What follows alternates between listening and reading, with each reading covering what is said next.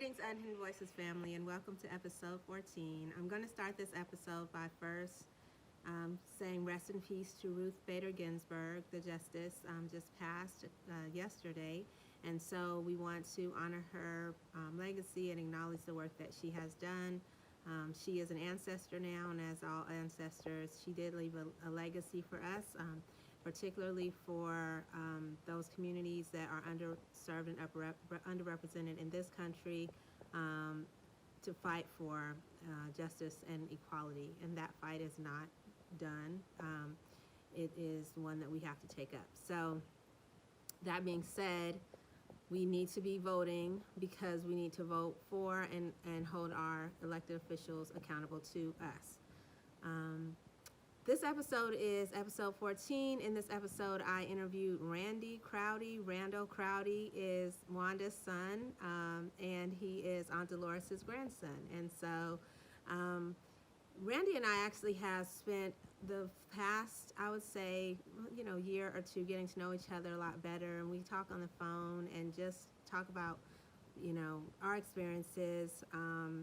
Him being a young black man growing up, he spent time here in Oakland, and then he also is, right now he's an essential worker, so he works at Trader Joe's, and he has been doing that to help support his family, but he also is in the entertainment industry, and we are very proud because he was stage manager for the U.S. Open. He's done a lot of really wonderful work like that, production work, and just so proud of him.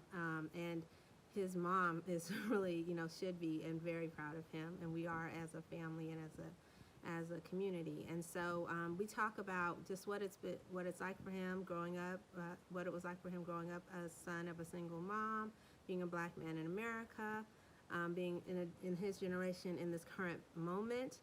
And so you can learn a lot from him. He's a deep soul. So listen, learn, and amplify with us. Born 1987. I have a family. Girlfriend and I live with our 11-year-old son. I live in Newark, New Jersey. I'm just just a regular guy. Is a regular black man making it in this world, and I like to think I'm doing pretty decent at it. I want to do better, and I work in the entertainment industry, so I do stage management and like theater and film.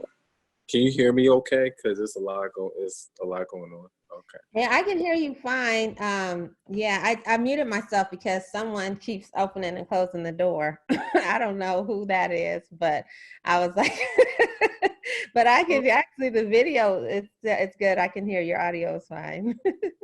Good. But so I live in Newark, New Jersey. I stage manage in film and not necessarily film, but more so television and live events and theater. That was exciting and happening a lot until recent events that the world has been dealing with. So that kind of shut down everything for me. I currently have a part-time job at Trader Joe's in Hoboken, New Jersey, and that keeps a little bit of money and some of the bills paid during this time. So So when you talked a little bit about, you said you live in Newark now, and so did you grew up in New Jersey? Well, this is where it's interesting. I did in Jersey. Yeah, I grew up in Jersey. I also half of my life I grew up in California, in the Bay Area, specifically like the Oakland, Alameda area. I went to school down in Hampton, so I was in Virginia for a while, and I actually lived in Virginia for a little while in between living in New Jersey and California. I lived in Virginia for about 3 years. Mm. And yeah, so So wait, so the audio is I going did. in and out. It keeps breaking. The audio is breaking a little bit. The audio is breaking. I don't know. Yeah. Maybe I need to bring it closer. Can you hear me now? Yeah, that's better. Okay. Can you answer that question again? Sorry. So, Did I grow up in Jersey? Yeah, I grew half my life. I grew up in Jersey. The other half, I grew up in California. Lived in Virginia for a while. I was actually born in D.C. I was born in Washington D.C.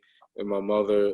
Um, we lived in Silver Springs, Maryland, mm, and then when I was about maybe a year or two, we moved to New Jersey.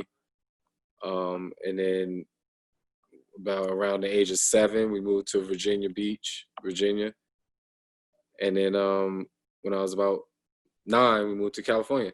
And I spent those like middle school, high school years in Oakland. So those are, those important years as growing up as, a Black man in America. So I'm really grateful that I got to experience living in Oakland for a long time for those important years. Because right. why? Mm-hmm. Well, because Oakland's a very unique place, and then as you know, you and I might not be as close if I didn't live in Oakland for so long. So yeah, I mean, Oakland's a very unique place. I've been to a lot of places. All these places I lived in Maryland and Jersey and Virginia and California. I moved to all these places before I was the age of 10. Mm-hmm. So like I've been a lot of places, at least in America, and especially at a young age. And Oakland or the Bay Area is a unique place, a very unique place. What makes it unique? I tell people a lot that it seems like cultures seem to mingle and mix better, kind of like share each other's cultures and respect it Mm-hmm. and enjoy another culture. It seems like that brews more in the Bay Area better than it does in like I just recently found out like Jersey City Mm-hmm. is the most popular is one of the most culturally diverse like cities in America. Yeah. And I'm not surprised because Jersey City has a lot of different cultures there. I've worked in Jersey City. I'm familiar with Jersey City, and it's actually a pretty big city. It deserves the name city. But they don't see, and the same in like New York or even like in maybe like Boston or Philly. Like there's a lot of different cultures, but they don't mix as well as they do like in the Bay Area. Mm-hmm. They seem to, in those places I listed, they seem to stay in their separate corners. They respect each other, but that's this corner is where it's very Polish. This corner is very this is where you know Hispanics, very just different or separated. So you talked a little bit about the fact that you attended high school in Oakland. Can you talk about going to school and like what was your schooling experience like for you? Yeah, I as you know, we come from a family that's very like education is like key. Yeah. And I do love that, and I believe education is key. I at an early age, I began to not really. I didn't like school at an early age. That's what it comes down to. And um, I mean, no kid likes school, but I know I didn't like school. I have an issue with institutions, Mm-hmm. and maybe like I do believe in structure. Mm-hmm. Structure is important. I do believe in being meticulous. But I don't like institute like school was an issue for me, especially when I went to like first, second, third grade in Virginia, so it was a little different in Virginia Beach, and then like by fourth grade I moved to Oakland. Yeah. So that was a very different kind of school, different kind of area, different kind of people. Mhm. Moving from Virginia Beach to Oakland. So, and then I went to Cole School in West Oakland, out of all schools. So I I kind of didn't like school even more. I didn't Why? start Because that particular school? not the well the this I felt I didn't realize this until I was older, but the schools I went to, the like elementary school in Virginia Beach, I felt singled out a lot, and I didn't realize this until I was older how different ways I was singled out. But at the same time, I didn't see anyone else dealing with. I didn't. I don't know. It was a long time ago, so Yeah. it's kind of like difficult to speak on it, but I didn't realize it until I was older that like Well, can I ask you this? So when you say singled out, do you feel like you were singled out? Because you didn't describe like the racial makeup of your school. So was your well school in Virginia like diverse, or was it like mostly white no, people? Do you feel singled out because you were Black, or why did you feel singled out? it wasn't diverse. Mm. I remember there being a lot of white kids, and I remember there being a lot of white kids in just Virginia Beach in the apartment complex I lived in. Um, but I was always having to see the school counselor Mm. constantly. Now I was not a bad child. I mean, you know me. I wasn't a bad. So I was always having to go see the school counselor. I was always having to eat lunch alone in a room where there was just like a table and a clock, and it was in a little room that was next to the like where the majority of the kids ate their lunch, so I could hear the lunch being ate and the kids making noises in the lunchroom. But Wow. and they would go out to like the playground afterwards. But I just I don't I was no different from any other boy. Mhm. So what I mean by that is that I wasn't like a knucklehead. Like, Yeah. I was raised right. So Yeah. it's not like I was doing anything to constantly be in there. But I do remember being in there a lot, like in this Mhm. little so that was in Virginia. And then that was also that this is something that I don't know. Well, I mean I'll share it because my mother wouldn't mind, but they I remember like social services or whatever coming by the house because my mother worked. My mother was a working woman, Mhm. and she worked in the entertainment industry. And at the age of 9, by the time I was 8, I was like sometimes not often at all, but sometimes I would be home alone. Mhm. I would like if I would come home from school, I would know that I needed to lock the door. There was a certain ring on the phone that Yeah. knew if my mother was I don't answer the phone when my mother's not home. Yes. Definitely don't answer the door or what have you. And do my homework and things like that. Um, it didn't happen often, but I probably slipped up and told a kid or told a teacher, and they had child services. My mother was dealing with that for a Wow. little, and That and was in so Oakland? no, that was in Virginia. Wow. I was in Virginia, and and again, again, I remember being in a school counselor's office often, Mhm. speaking about things at home that you know weren't even there. I remember them trying to paint my mother to be like a bad woman, Mm. and I know damn well my mother is not a bad mother. So like, Yeah. so that's what I really got from them. And I didn't start seeing it until I was older, just like how they tried to paint her to be like that. Yeah.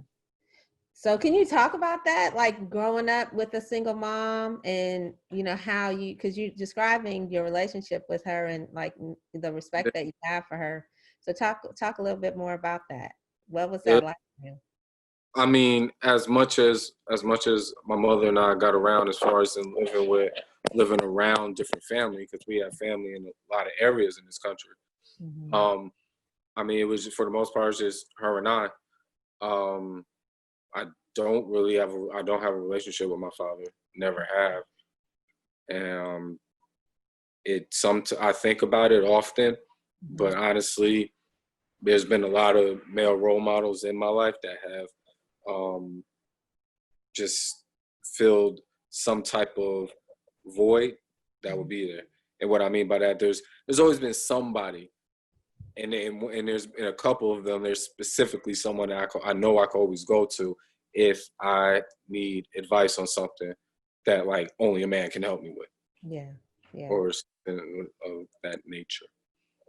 So, which leads to my question was, the next question was about somebody that, like an educator or somebody, maybe a mentor that can you talk about that person that you feel like, is monumental to you and, Yeah, I've had a lot of them.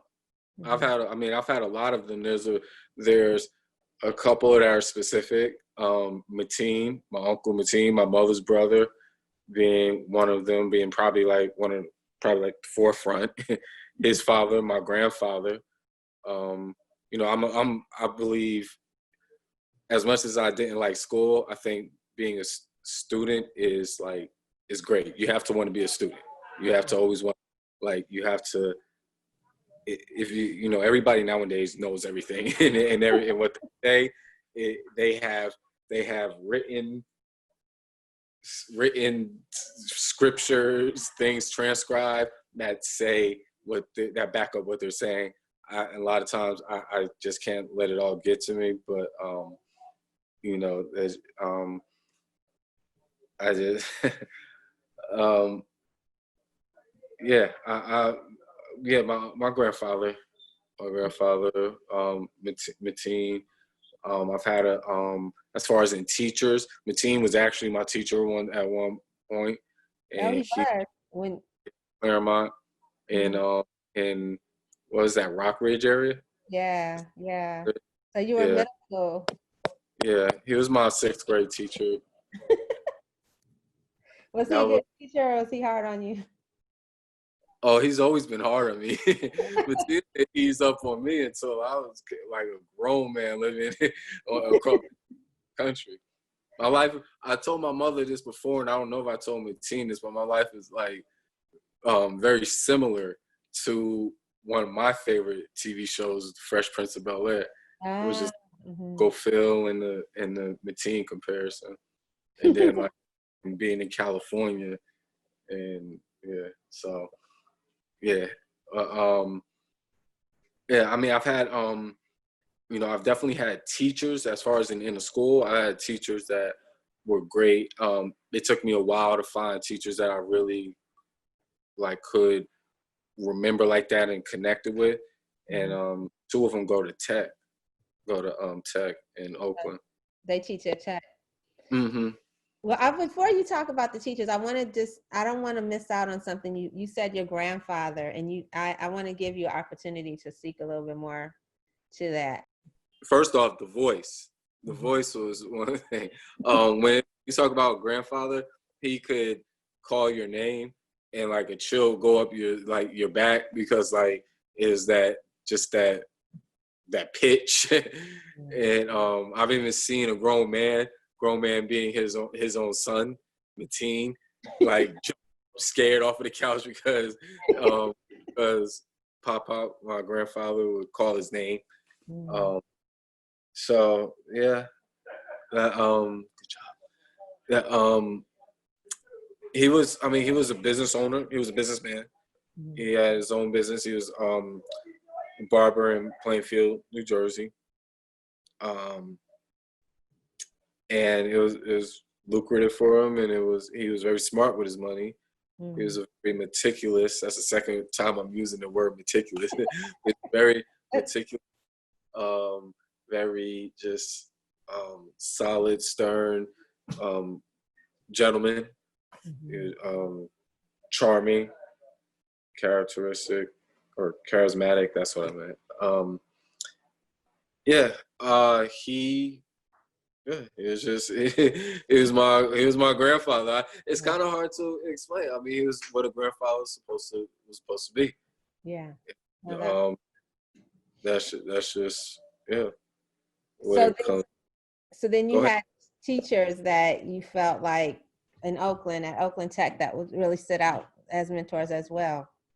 Yeah. Because by the time I got to high school, like I like think like school and just I knew it was something that I had to do, that I had to, be and get it over with.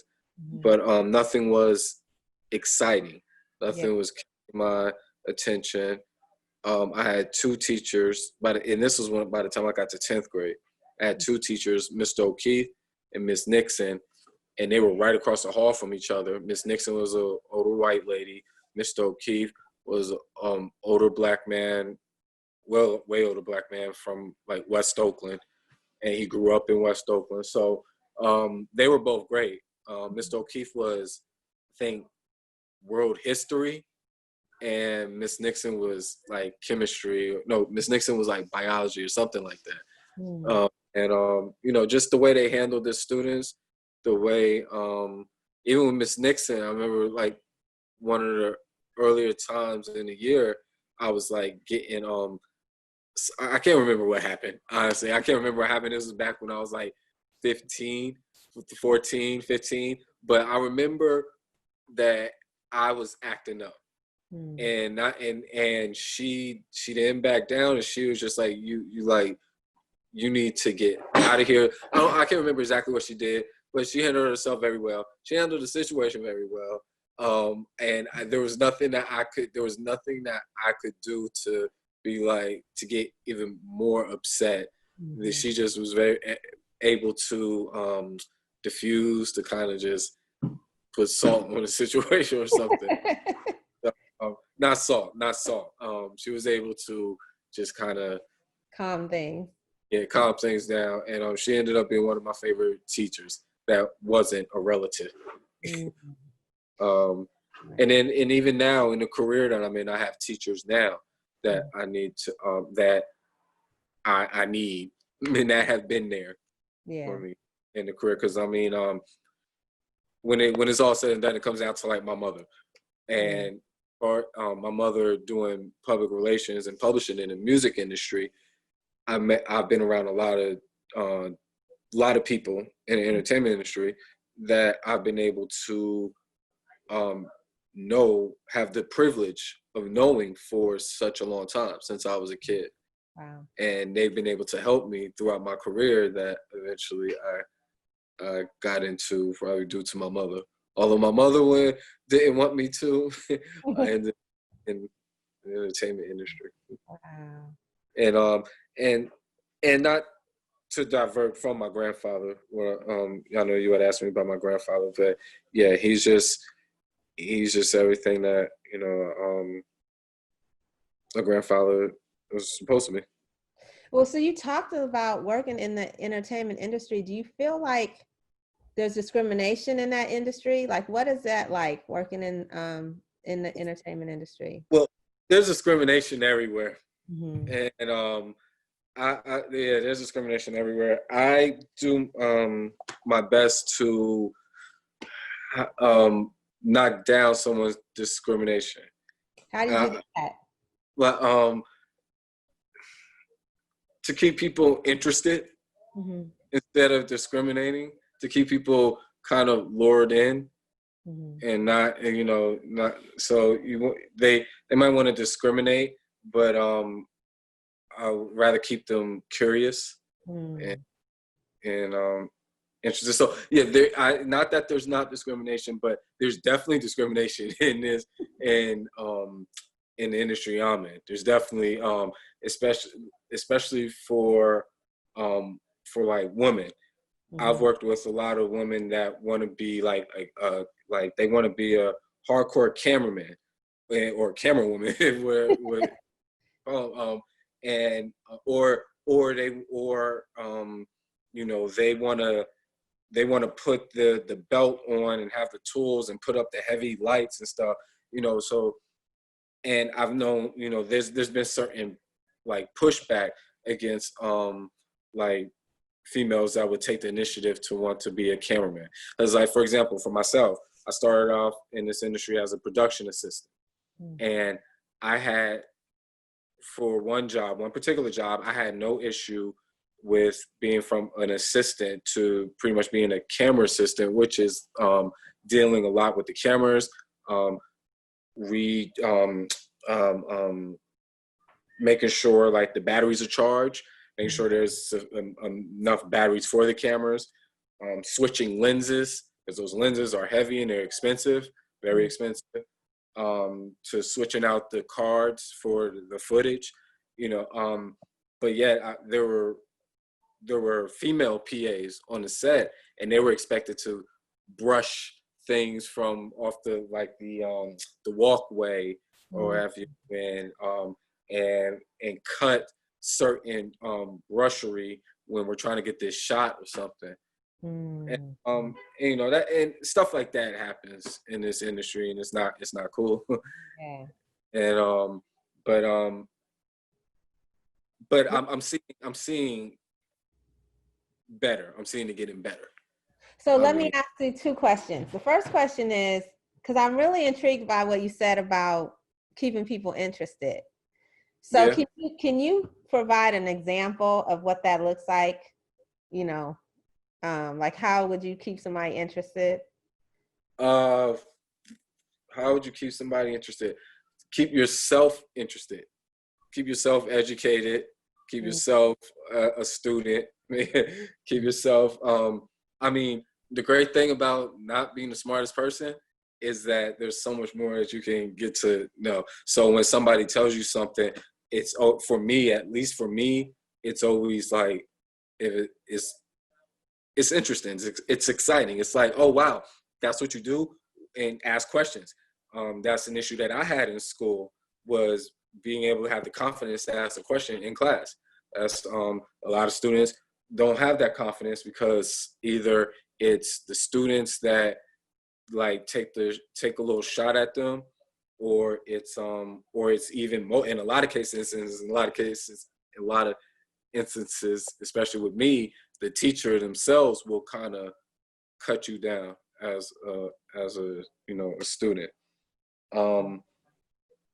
So just, to keep people interested, keep yourself interested in what's going on. People like to talk about themselves, so I ask questions about people. I do it all the time at the register at Trader Joe's. I'll just ask people questions about themselves, and they can go on.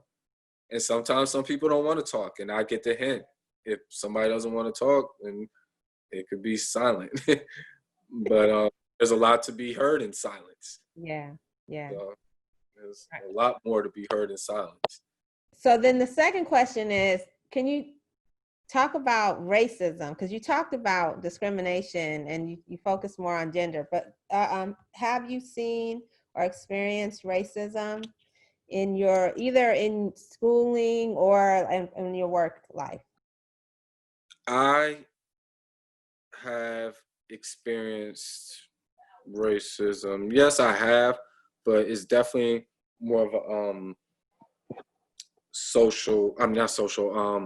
systematic. I definitely see it. I've been keen to it since I was young.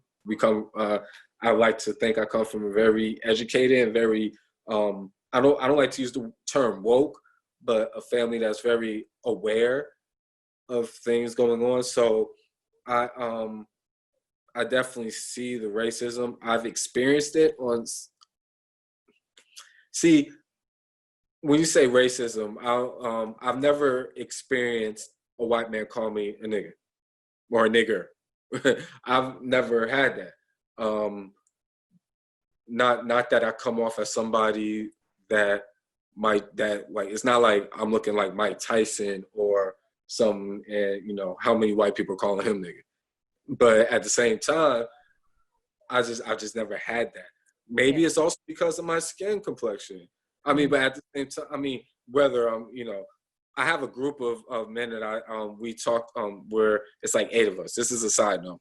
There's 8 of us every Friday. We get together and we talk as Black men, and we talk about and we uplift each other and just talk about things that are on our mind, very more so things that how it's mentally affecting, things that are going on mentally affecting us as Black men. We could talk about that more later, but the reason I say that is because one of the topics we were talking about was light skin, dark skin around you. So Yeah. I've always there was a time where I had issues with being light skinned, just identity, being able to identify with who I was and where I'm supposed to be Yeah. and where I'm placed. And then also as I got older and became very like pro-Black, I started like realizing the beauty in just being like just how they've, especially the industry I'm in, but how they've tried to lighten up or dilute us. And so I had an issue for a short while. I had an issue with being light skinned because I'm a light skinned Black man. So you know, by the time I was that age, I realized I'm a light skinned Black man. So I had to deal with that. But prior to that, I was just noticed I was treated differently than the white kids in Virginia. Because I'm darker than them. I got more of a tan than them. But when I get to West Oakland, I'm the pretty boy light skinned kid, and now I've gotta, you know, bully it out with these darker skin. And I'm not in nothing, you know. Look, that's just how it is sometimes. Go ahead.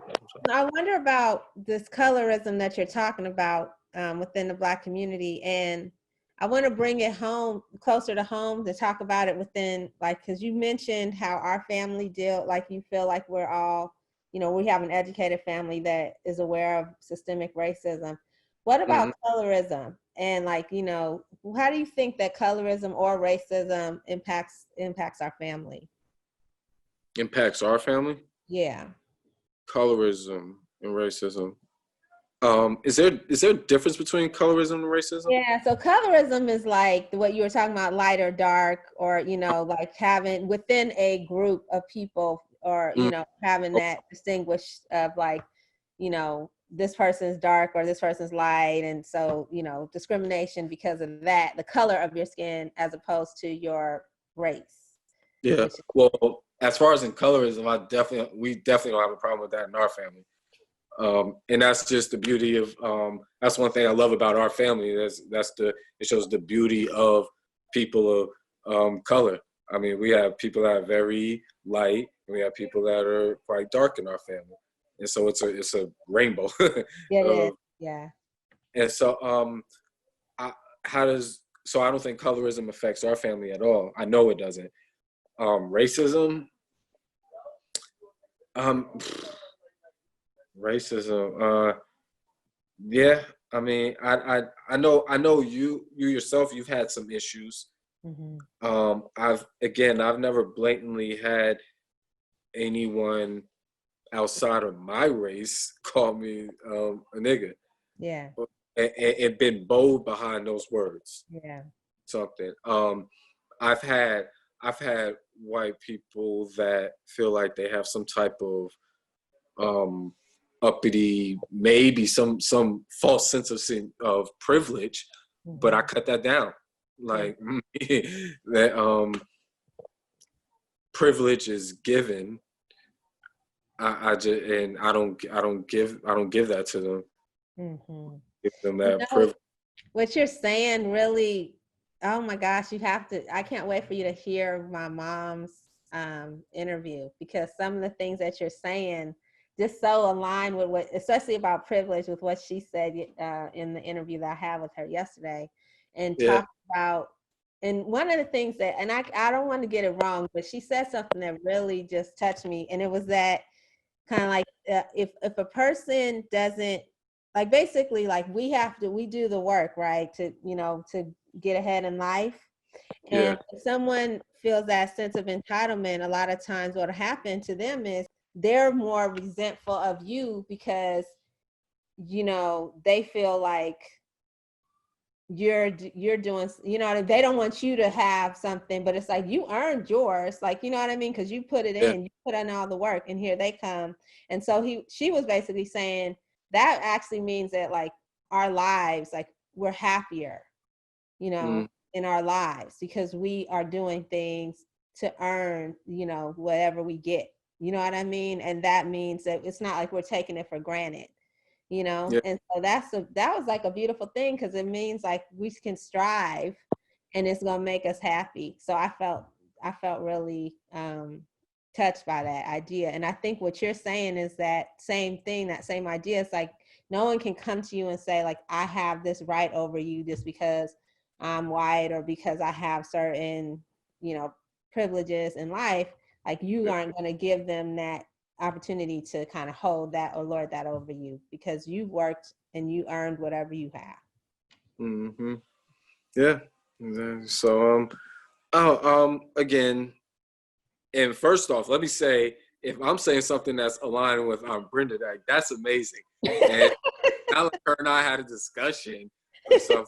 Like that's like I'm real souped about that. I'm like it's something. Yes, yeah. Like I actually went. I was like, I'm so happy that I'm doing this, and you know, one of the things I'm learning so much. Like I'm learning about each person, and I'm learning more about our family. So you were saying that you're really glad that you were aligned with my mom.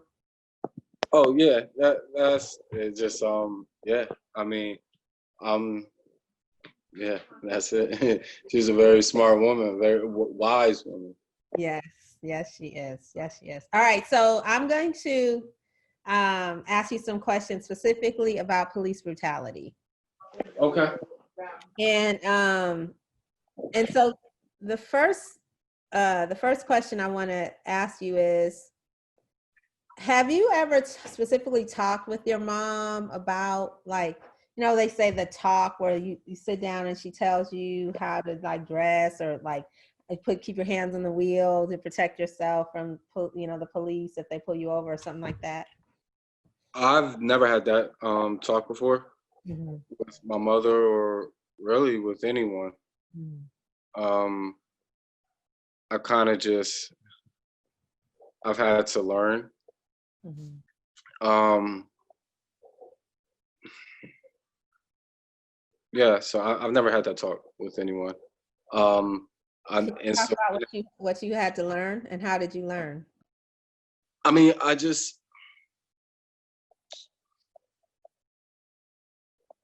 most encounters that I've had with cops have been decent. It's not like they act irate. A lot of them like to act a little bit more macho than a man without a gun. But most encounters that I've had with them have been decent. There have been a few that have been like, "Oh, you're abusing what little authority you do have." Hmm. Um, And so so how did you deal in those situations? And can you describe one of those specific incidences? I've had situations where, for example, I've had situations where I've been with a group of my friends. We're young. We're probably like 18, 19, and it's summer and there's like 4 or 5 of us. We're not all of us, some of us, including myself, we're smoking. We're out of high school. We're smoking weed, not cigarettes. Those are nasty. They smell nasty. They just anyway. Um, and just the cops came around. They didn't rough us up, but they did check us. We're young and it's summertime, so we're young boys. I didn't look at it as racial profiling. It was in Montclair, New Jersey, but it was in the part of Montclair where most of the black, brown, beige, tan people live. Montclair is a very bougie town, but there is a part of Montclair that has a rich history of prominent people of African descent. So that was one. There's been instances where I've had weed, marijuana in the car, and I know the cop knows, and a lot of time, and not a lot of times, but there's been maybe twice where a cop is just like, okay, well, just go on home. You shouldn't hang around in this part. And when they mean this part, they mean this part of town, not because it's some hick town, but because like there's been a few shootings the past 4 nights in this part. So I don't look any different from the guys in the area that they're probably suspected of shooting. But also I know how to articulate, how to be articulate, how to hold myself. Yeah. And at the same time, I'm very well aware that that is not enough in a lot of cases, too many cases. Yeah. So I've had instances where I lived in East Oakland and on 77th, and I'm playing football. We're just throwing the football, not really even playing football, but we're throwing the football in the street. One of my close friends who lived across the street, his older brother. So we're probably like 14 or 15, maybe 16. And his older brother is maybe like 19, 20, 21. And the cops just it wasn't even a cop car, it was an unmarked car. They just swerved the corner and they just come out and they rough up his brother, my friend's older brother. They just rough him up and throw him in the back of the car. And one of the cops, plainclothes cops, one of the cops, he's in the car just beating on him. And his brother, he's just yelling at him like, what did he do? It was a mess. Both of us are like, what did he do? What's going on? And so the other cop, made sure with his hand on his holster, was like, made sure that he kept us in line. Well, make sure that we sat on the porch, and they took him away he got locked up. He was locked up for not a while, but it was definitely for like a little over a week or so. Wow. And I never 100% knew exactly why they did that to him, because he wasn't into anything like that. He is just yeah. But there's been other incidents where cops just do too much, or they just are abusing their authority, and just like, okay, yeah, you could, yeah. So. Well, so then let me ask you this question: have you protested against the police, and if so, can you describe what that's like, and why you've done it, or if not, why not? I've gone out. I have marched once, and for what's been going on recently. What's been going on real recently, I have marched once. I've been mindful that I do have a family now. I've been mindful that there's this, we're not completely understanding of this COVID situation. And, and just overall safety. So I didn't go to the protest in Union Square in Manhattan, or Times Square. I didn't even go to the protest in Newark. I did go to the protest in Montclair, and I took my son and took Angelina, and we, and again, Montclair is a very bourgeois town. So it's I knew there wasn't anything to worry about. At the same time, I also knew that there's a strong African American or African presence in Montclair. So I knew it was a good place to go to. My ideal protest is a little bit more is different than just marching. And I think it's amazing that people can stay committed to that. Yeah. It really is. Yeah, it is. It is. there has to be strategic ways. Yeah. There needs to be strategic ways. There are more of us than there are them, and so there are enough of us to do those protests and those in that manner. I mean, there's a lot more of us to put together strategic, something that I had these words so great, so well placed with my group of guys I talk to every Friday. But the only word that seems to be popping up right now is strategic. It just is being more precise. Yeah. Let me ask you this question. Oh, what? Finish your thought.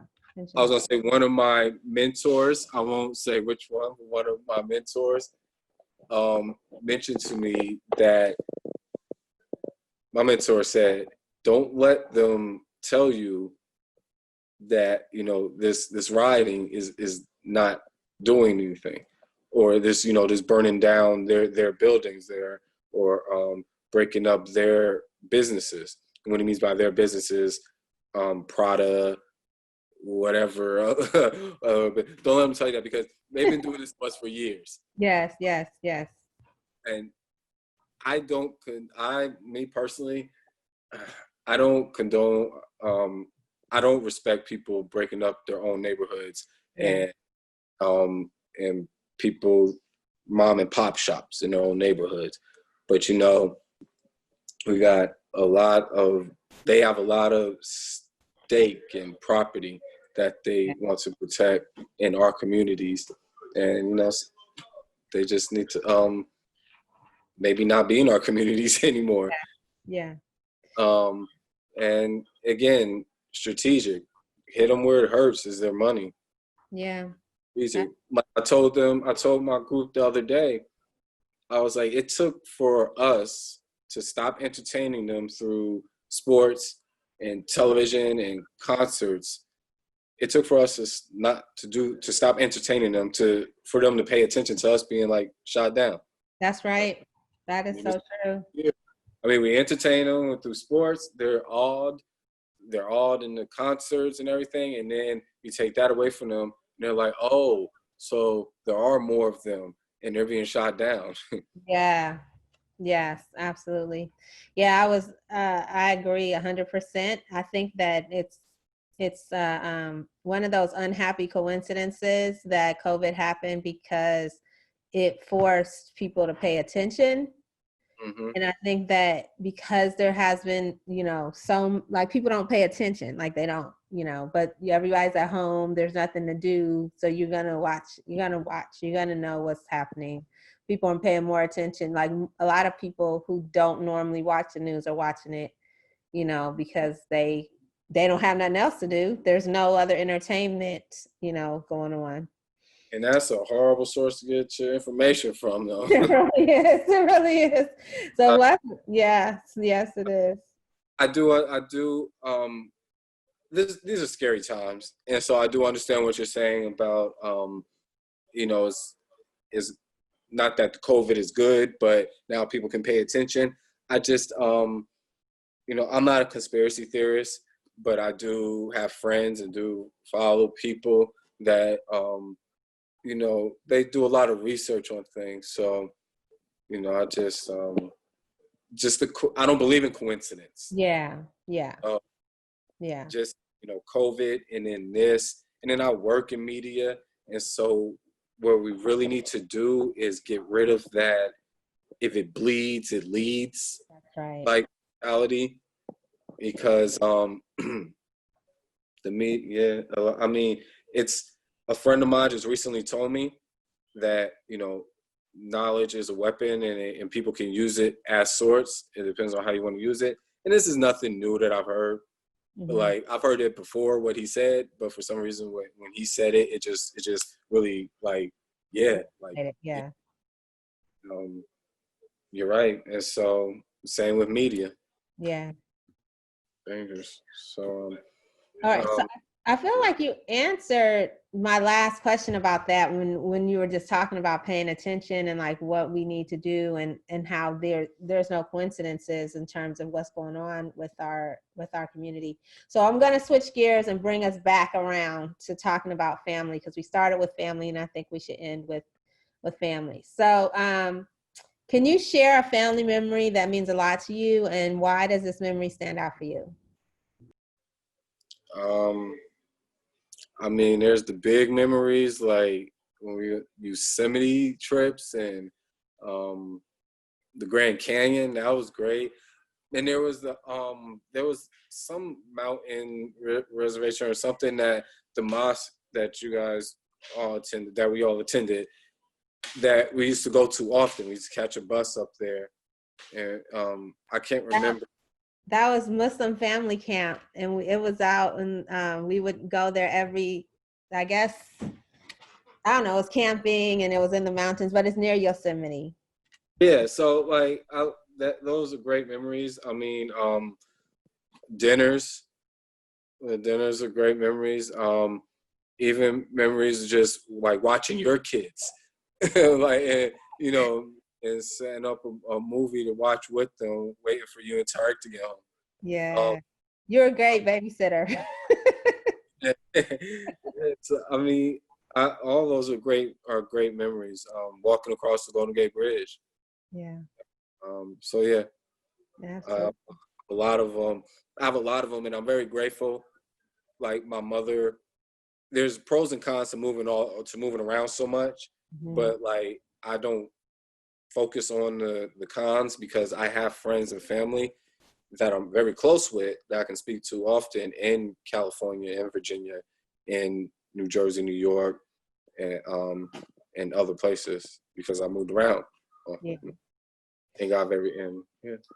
So then what role do you think family plays in your life? I mean, it plays a very important role. Plays like probably the most important role in my life. I have my family that I'm related to, for example, like you and blood, and then I have family that is not blood, but I've known since even before I was born. Like my Aunt Lisa. Do you know Mr. and Mrs. Lewis? Yes, I do. Yeah. Mr. and Mrs. Lewis, their daughter, and my mother were best friends.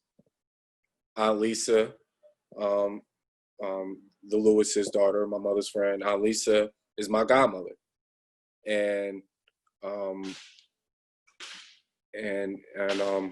her son William, him and I grew up together, like very tight, very close and tight. I don't know if you remember William and you've seen William around, but him and I were tight.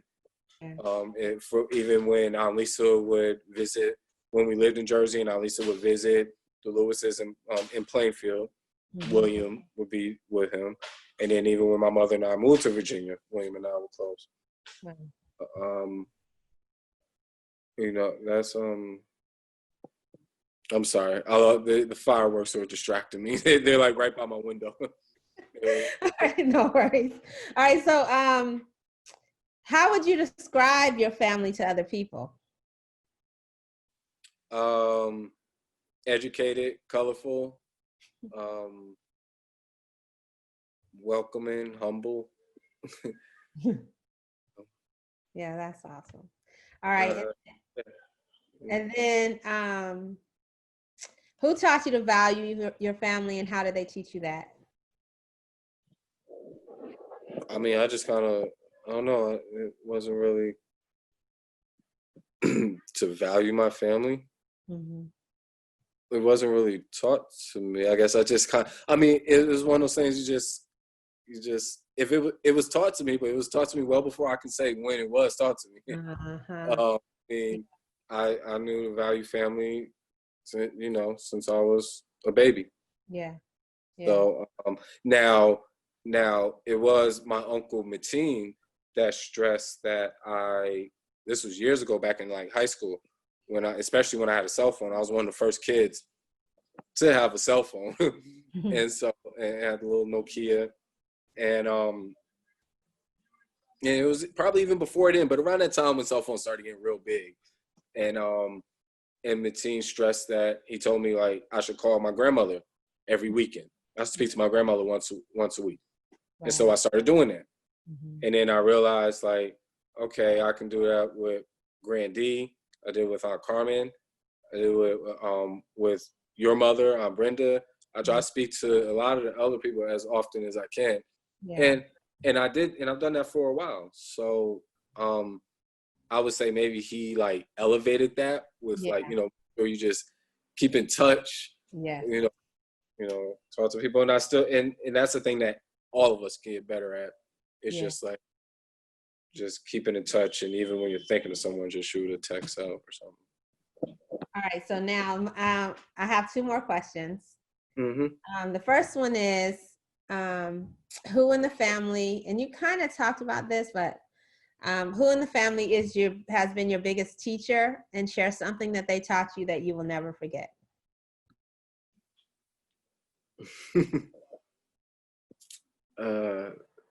The second part of that question is difficult, but I guess I would have to say my mother. I guess I would have to say my mother. My mother and Mateen. Yeah. I mean, and as far as in what was the second part of that question? Like, what if they something specific? Name something they taught you you'll never forget. Yeah, something they taught me that I'll never forget. I mean, my mother taught me chivalry. Yeah. Mateen taught me to, I guess, to follow up, or to, I don't know. It's kind of crazy. I never really thought about that. What is it specifically that something specifically that I've taken from them?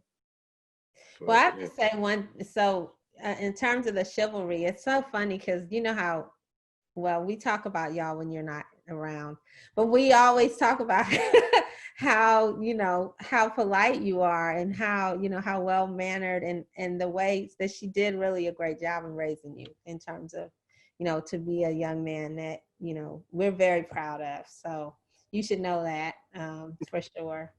And I feel like obviously Mateen, like when I send these, so how you all your group, like all of the nieces and nephews, you guys have your own chat text thing that you do, and then we have one with like my generation. So after the interviews, I'll send like a little text to everybody, and I'll be like, oh, such and such, so proud of this person, or and stuff, and we all take credit. We do. We're very proud. We're very, very proud. So, I mean, it takes a village. I don't know. I think it was my mother that taught me that. Maybe it wasn't. I don't know. Maybe it was a book. But I mean, but maybe it was a book that my mother gave me or read to me. But it takes a village. And, and y'all did a good job at that. And that's one thing that I stress to my generation of our family. It's like, y'all, we got to step it up. As far like I've been going through a lot of old picture albums from like all the way from, I don't know, like back when Grand D was a kid, all the way to, my mother and y'all generation, and like the 70s, the 50s, 40s, 50s, 60s, 70s, 80s, and the 90s. And so, it's important that we keep in touch. Like PJ, I've only seen PJ a few times. Yeah. I've only met Zachariah a few times. Yeah. And so sometimes I do feel distant. I wish I could get out to California more often. Yeah. Hoping to come out to California soon. It might be a birthday gift. Might be a birthday gift, which is this Friday. So I'm hoping to come out to California, soon, because that might be a birthday gift, is the plane ticket. That's awesome. Well, I would say too that and I, this is just a personal thank you to you, from like us, from like Tarek and me, because you really did and have stepped up and, been very supportive of and been there for Tasneem. And one of the reasons why I feel like we, because it's hard for her to be that far away, but knowing that you're there and you check in on her and that she, she has you there and you're very supportive of her has meant a lot. It really has been a lot to me. So, and Tarek, and, we talked about that too. So, all right. So I have one last question for you. Yes. Which is, okay, what do you want everyone to know about what it means to be a part of a Black family in America? We're animated. Be a part of a Black family means to be animated, even if they're cookie cutters or just like whatever. Just we're animated people, and we have no there's no filter on that. Like even like again, going back to like this is probably my favorite show of all time is Fresh Prince of Bel-Air. Yeah. Going back to Fresh Prince of Bel-Air, even Carlton, it was like he's still animated. he might not have been like Will, and so on rhythm or what have you, but we're just we're colorful animated people, and that's, I guess, to be a part of a Black family. Yeah, what it is. That's awesome. Yeah, so thank you. That's, of course. And what you said about the chivalry, it had me thinking. It took me until I was getting older to realize, like, because people have told me that often, like, you're well mannered. And, I remember my mother even enrolled me into a chivalry class, so we had to learn where to put the silverware and all, and fold chairs and fold napkins. And but like when I went to school in Virginia, I do remember them like trying to make it seem as though my mother was like a bad mother. And when I hear people talk about like the chivalry, or not the chivalry itself, but like when I hear people talk about how well-mannered I am, and then just the things that my mother's exposed me to, I realized, like, wow, Virginia is foolish. Yeah. State of Virginia. The experience you had, though. And I think that, it's funny because I interviewed her, like last week, and I'm trying to figure out like how to roll these out. But one of the things that we talked about is, she said, because I asked her about her own experience, and then I realized that I neglected she actually told me after the interview, she said, I was thinking about how I experienced Randy's schooling. You asked me about like mine, but you didn't ask me like how was it like being a parent of a child, and what he went through. And she was like, and I remember that. And she was like, I don't know if Randy knows. And so the connection that you're making here, I think is really important. And it's making me think like we need to do another thing with like mother, like son together.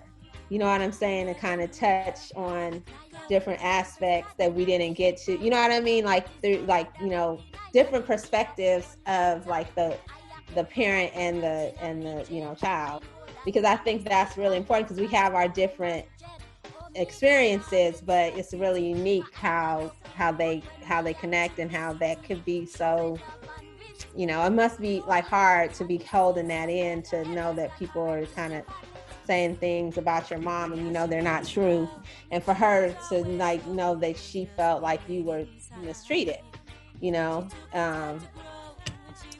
I feel like we need to have a round two. That's what I mean. That sounds like a good idea. Okay.